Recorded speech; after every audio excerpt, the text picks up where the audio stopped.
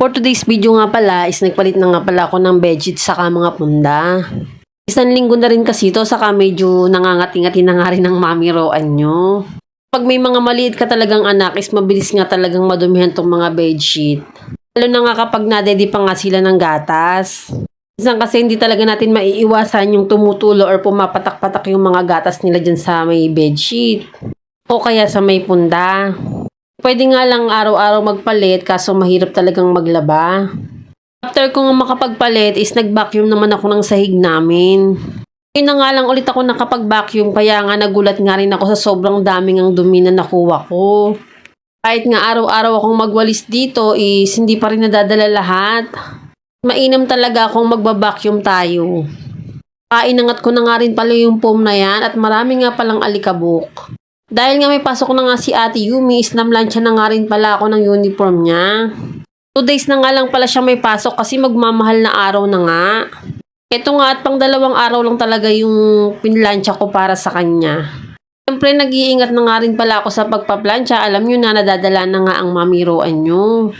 Ngayon naman ang posisyon ko niyan, hindi ko na nga rin maintindihan kung anong pwesto ang gagawin ko.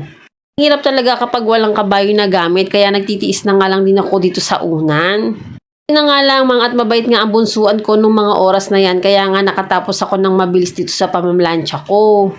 At eto nga tapos na nga agad ang mamiroan yung mamlansya. Pagkababa ko naman isabi nga ni tatay na iluto ko na nga lang daw pala tong upo. Kayudin ko na nga lang daw yung balat nito kasi nga mura pa nga daw tong upo na to. Iba kasi binabalatan to kasi magulang na. At eto nga, nagsisimula na nga akong magkudkod nitong upo na to gamit ang kutsilyo. Is lang naman palang magkudkod nito, first time ko nga tong gawin. At ginayat-gayat ko na nga yung upo ng tansya-tansya na lang. Hindi ko kasi alam kung anong gayat nito, nasanay kasi ko dun sa mahabang upo. Habang ginagayat ko nga to is naiisip ko nga na para siyang korting bayabas. Galing nga pala tong upo na to kay Lola Lu, sobrang sarap nga nito, ang sari-sariwa nga niya. Eto nga naihanda ko na nga lahat ng sangkap na gagamitin ko. Sabi nga ni tatay is bulan lang daw ang tawag dito. Sa amin nga sa Makabling ang bulan lang is yung sobrang daming gulay yung pinagsama-sama. May malunggay, may sitaw, may okra, lahat ng klase ng gulay. Kasi nga nagprito na nga rin ako ng 3 pirasong tilapia kasi nga ilalagay daw yun doon sa sabaw. Nga nagpakulo na nga ako ng tubig kasama na nga yung bawang, sibuyas, sa luya. Kumukulo na nga, inihulog ko na nga yung ginayat kong upo. Pero meron na nga rin pala yung magic sarap sa paminta pati konting asin.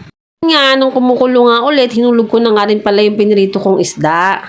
Ito nga, luto na nga yung ulam namin. Ito nga si Ate Yumi, naasikaso ko na nga rin siya kasi may exam sila ngayon kaya ayan, small bag nga pala yung dala niya ngayon. Bandang hapon naman is nakaligo na nga pala ako at nasamsam ko na nga pala tong kurtina na nilabhan ko lang din nung umaga. Kumbaga nga sa damit is wash and wear nga lang talaga tong kurtina ko. Walang kasi talaga yung kurtina ko pero ito yung pinaka-favorite kong gamitin. Nga, malinis na nga ulit ng kurtina namin. Dahil tulog nga yung bunsuan ko, inayos ko na nga pala tong mga ikinalat nila ng kuya niya kanina nung naglalaro sila. Yun naman no, halos guluhin lagi talaga nila. Oras-oras nilang ginugulo yung estante na yan.